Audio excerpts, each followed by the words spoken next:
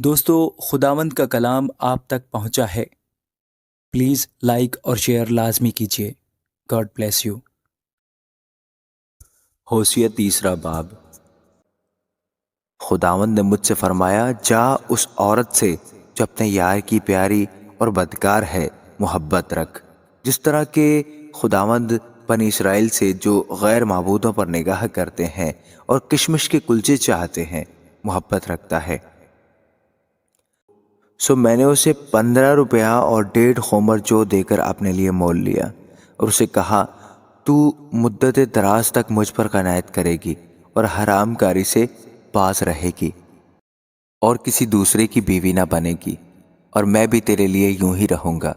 لیکن بنی اسرائیل بہت دنوں تک بادشاہ اور حاکم اور قربانی اور ستون اور افود اور ترافیم کے بغیر رہیں گے۔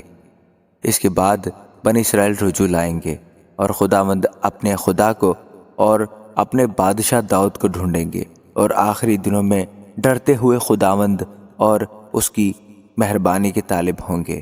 آمین۔